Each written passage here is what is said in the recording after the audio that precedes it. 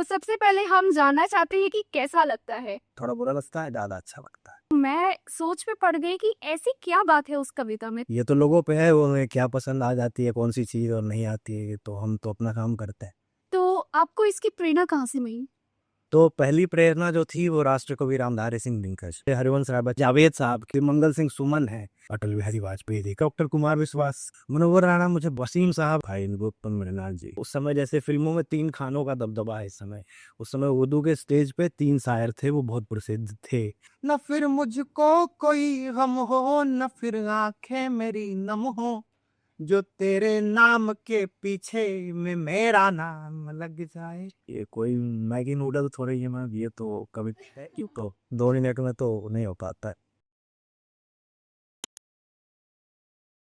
लोग होठों से लगाए हुए फिरते हैं इन्हें। इनकी शोहरत किसी अखबार की मोहताज नहीं है। नमस्कार, मैं तुषारन पंडित का स्वागत करती हूँ आप सबका मेरे शो में, जिसका नाम है जिंदगी गुलजार है। कवि शब्दों के तो जादूगर होते ही है। कुछ कवि ऐसे होते हैं जिनके सामने हमारे बोल भी रुक जाते हैं, जैसे अभी मेरे रुक गए हैं।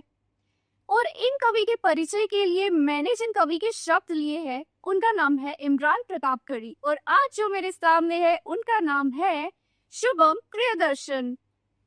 शुभम जी, स्वागत है आपका मेरे शो में। स्वागत और बहुत स्वागत, धन्यवाद इसलिए कि आपने इतना अच्छा परिचय दिया, और ये शेर भी मेरा बहुत प्रिय है, तो इसके लिए भी धन्यवाद। तो सबसे पहले हम जानना चाहते हैं कि कैसा लगता है जब आपको पता चले कि आपकी जो नई किताब है रूहानियत, वो 25 लाख कॉपीज में बिक रही है और अभी बेस्ट सेलर में कमाई गई है। आपको कैसा लगता है जब आपका शो टॉप शो में आता है, ट्रेंडिंग में जाता है, लोग आपके क्लिप्स काट के चलाते हैं? अच्छा ही लगता है, वैसे मुझे भी अच्छा लगता है ना, तो मुझे भी अच्छा लगता है। और थोड़ा बुरा भी लगता है कि खुद को बेचना पड़ रहा है शोहरत के लिए। थोड़ा बुरा लगता है, ज़्यादा अच्छा लगता है। जी, तो जैसा कि अभी कल की ही बात है, मेरे भाई ने आपका एक कविता थी कि उसके नाम के पीछे मेरा नाम लग जाए, जो कि मैंने देखी, वो मुझे बहुत ही अच्छी लगी। और जब मुझे पता चला कि वो वायरल हो रहा है तो मैं सोच में पड़ गई कि ऐसी क्या बात है उस कविता में। तो मैं एक तो आपसे सुनना चाहती हूँ, और आपका अगर मन करे तो सुना भी दीजिए। हाँ, वो वायरल हो रही है, पता नहीं क्यों वायरल हो रही है, लोगों को पसंद आ रही है शायद। ये तो लोगों पे है, वो उन्हें क्या पसंद आ जाती है, कौन सी चीज़ और नहीं आती है, तो हम तो अपना काम करते हैं। और दूसरी बात ये है कि आपने सुनाने का जिक्र किया है, तो डेजर्ट बाद में खाते हैं, मैं बाद में आपको सुना दूंगा। अभी तो क्या है कि मेरा मन बात करने का कर रहा है, और आपका भी मैं लालच समझ रहा हूँ कि आप सुनना चाह रही हैं कविता, और मैं बात करना चाह रहा हूँ, क्योंकि आप बात करती रहती हैं और मैं कविता सुनाता होता हूँ, और मैं अतिथि हूँ तो मेरी बात माननी चाहिए, क्योंकि यहाँ हम जिस देश में रहते हैं वहाँ अतिथि देवो भव कहते हैं। तो मैं सुना दूंगा फिर आपको थोड़ी देर में, मैं सुना। जी, तो आपकी इतनी अच्छी-अच्छी कविताएँ होती हैं, आपकी किताबें बेस्ट सेलर्स में गई है, तो आपको इसकी प्रेरणा कहाँ से मिली? इसका जवाब तो बहुत लंबा हो जाएगा, और शायद उतना समय है नहीं हमारे पास। अगर लंबा हो जाएगा तो 2 मिनट में ही सुना दीजिए। ये कोई मैगी नूडल थोड़ी है मैम, ये तो कभी है क्यों, तो 2 मिनट में तो नहीं हो पाता है। ये थोड़ा तो जाएगा लंबा, खैर मैं बताने की कोशिश करता हूँ। अगर मैं ज़्यादा चला जाऊँ तो आप अपने हिसाब से मुझे टोक दीजिए इसे। तो पहली प्रेरणा जो थी वो राष्ट्र कवि रामधारी सिंह दिनकर, और उनकी वो पंक्ति सबने सुनी होगी शायद, और नहीं सुनी होगी तो मैं सुना देता हूँ कि मानव जब जोर लगाता है पत्थर बाले बन जाता है। फिर उन्हीं की कविता रश्मि रथी पढ़ी, बार बार पढ़ी, उसमें एक तो तीसरा सर्ग उसका, और जो कृष्ण की किताबनी है वो तो बहुत लोग आजकल सुनाते रहते हैं, पर मुझे वहाँ से मैं थोड़ी 2 लाइनें थोड़ी सी बता लेता हूँ कि वो वहाँ से कहते हैं कि सच है विपत्ति करवाती है, कायर को हिम रहलाती है, सुमान है विचलित होते, क्षण एक नहीं धीरज खोते, विघ्नों को गले लगाते हैं, कांटों में राह बनाते हैं, जो आपरता सब सहते हैं, उद्योग में अपनी से रहते हैं। मैं आपकी फरमाइश दूसरी वाली पूरी हमको बेटर सुना सारो के लिए तो मैं बेकरार। का क्या तक सुनाई थी मैंने, विघ्नों को गले लगा से हैं, कांटों में राह बनाते हैं, जो आपरदा सब सहते हैं, उद्योग निरत रहते हैं, शूलों का मूल नसाते हैं, बड़खुद विपत्ति पर छाते हैं, है कौन विघ्न साधक में जो टिक सके आदमी के मन में, खमठोक ठेलता है जब नर पर्वत के जाते पाँव, हर मानव जब जोर लगाता है पत्थर बाली पड़ जाता है। और भी ये कविता लंबी है और समय कम है, तो दिनकर जी की कविता अच्छी लगी, फिर मुझे हरिवंश राय बच्चन मिले। हरिवंश राय बच्चन की मधुशाला बहुत प्रिय है, वो बच्चन साहब भी गाया के रहते हैं, पर मुझे जो उनकी पंक्तियाँ ज़्यादा अच्छी लगी थी वो पंक्तियाँ थीं कि दे मन का उपहार सभी को, ले चल मन का भार अकेले, कटती है हर एक मुसीबत एक तरह, बस झेले झेले। उसके बाद जावेद साहब की मैं उसमें आया, परिचय हुआ जावेद साहब से कि जावेद अख्तर नाम के वाह क्या बात। तो उनका जादू चला मेरे ऊपर। फिर जावेद साहब की वो पंक्तियाँ याद आई कि है तसल्ली ये कि है नाशाद सभी, मैं अकेला ही नहीं हूँ, है बर्बाद सभी। और फिर ये है कि बहुत नाकामियों पे आप अपनी नाज करते हैं, अभी देखी कहाँ है आपने नाकामियाँ की।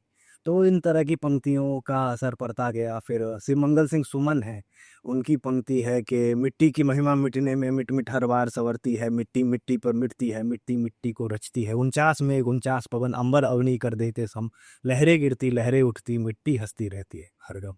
और एक भारत के भूतपूर्व प्रधानमंत्री हैं, उनका शिवमंगल सिंह सुमन से संबंध भी रहा है, अटल बिहारी वाजपेयी जी का। उनकी वो कविता थी कि हार नहीं मानूंगा रार नहीं खानूंगा, काल के कपाल पर लिखता मिटाता हूँ, बीत नया गाता हूँ, बीत नया गाता हूँ। फिर उर्दू के बहुत सारे वह शायरों के इन्फ्लुएंस में आया। बीच में मैं डॉक्टर कुमार विश्वास के इन्फ्लुएंस में आया, वो तो खैर मेरे हीरो ही हैं। और एक कलाम साहब ने एक बहुत बड़ी अच्छी बात कही है इग्नाइटेड माइंड्स नाम की अपनी किताब में कि गिव मी अ हीरो। तो मुझे जो पहला हीरो मुझे मिला कि इसके किसी के जैसा बन सकते हैं या मतलब थोड़ी चल सकते हैं, जैसा तो किसी के कोई नहीं बन सकता। तो जो फर्स्ट हीरो मेरे लाइफ में मिला वो डॉक्टर कुमार विश्वास में, उन पे मैं थोड़ी बाद में आऊँगा। तो अभी मैं उसके बाद फिर जब मैं उर्दू शायरी की तरफ गया तो उस समय जैसे फिल्मों में 3 खानों का दबदबा है इस समय, उस समय उर्दू के स्टेज पे 3 शायर थे, वो बहुत प्रसिद्ध थे। और उसमें से एक अभी जिंदा है, वसीम बरेलवी, और एक राहत इंदौरी थे और मुनव्वर राहत थे। तो ये दोनों जन्नत नसीब हो गए अभी तो राहत साहब का वो शेर है कि मेरे हुजरे में नहीं और दही पे रख दो, आसमां लाए हो ले आओ जमी पे रख दो। क्या बात है। तो ये जो उनका एटीट्यूड था, जो पढ़ने का अंदाज था, तो राहत साहब से बहुत इन्फ्लुएंस हुआ। मुनव्वर राना मुझे बहुत बहुत ही ज़्यादा प्रिय हैं।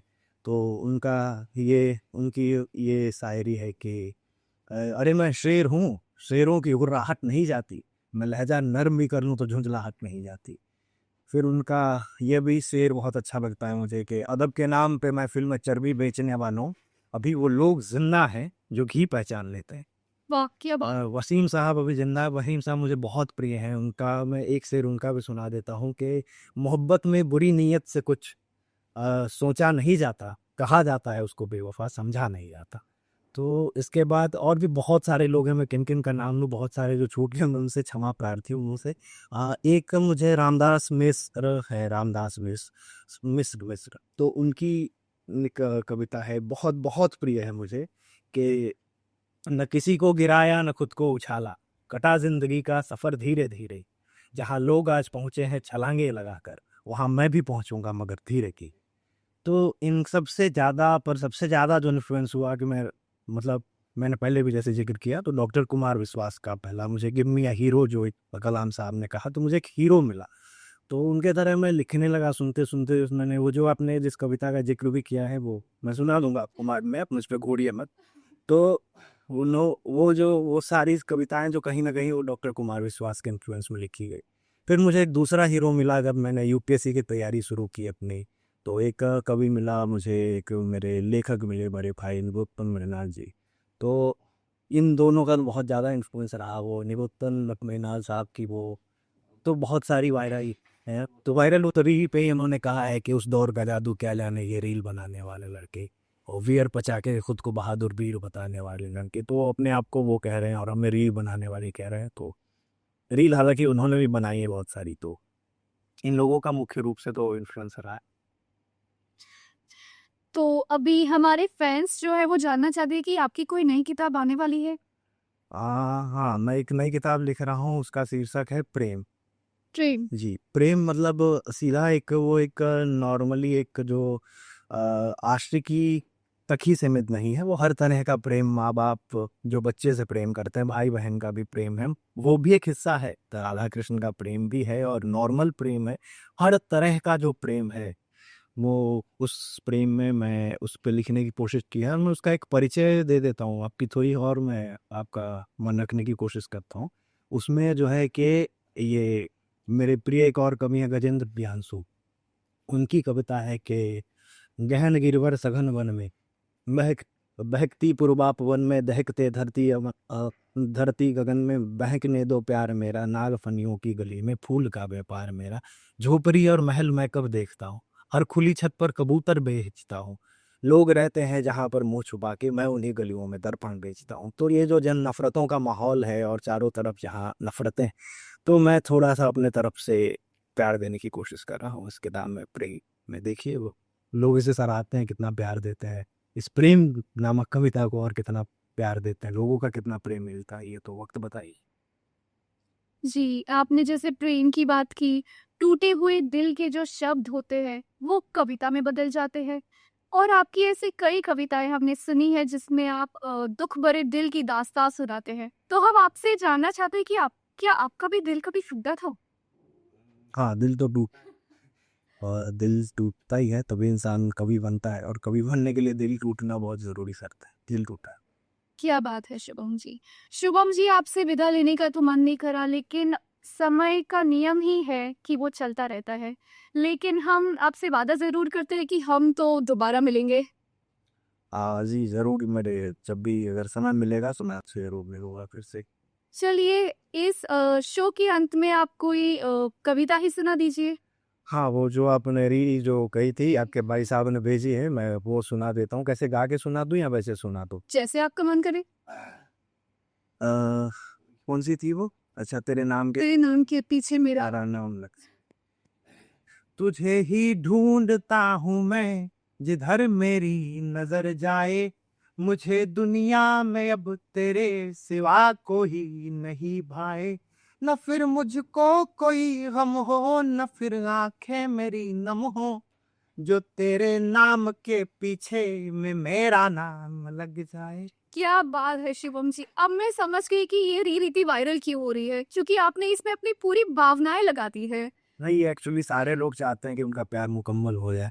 मेरा एक दोस्त है, फरहान नाम है उसका, तो उसने एक शेर लिखा था कि मुकर्रर जब नहीं होता मुकम्मल इश्क होता है। पूरी मैं नहीं सुनाऊंगा, उसमें मजबूरी ही सुना देता हूँ कि मुखातिब मैं भी हूँ इस हाल की मजबूरियों से, अब निगाहें कहना चाहें फिर भी लब खामोश होता है, मुकद्दर लाख तुमको सो मगर ये याद रखना कि मुकर्रर जब नहीं होता मुकम्मल इश्क होता है। पर चाहते सब हैं कि इश्क मुकम्मल हो, तो इसलिए मैंने मुकम्मल पे बात की है कि इश्क मुकम्मल हो जाए, इसलिए शायद सबको अच्छी लग रही।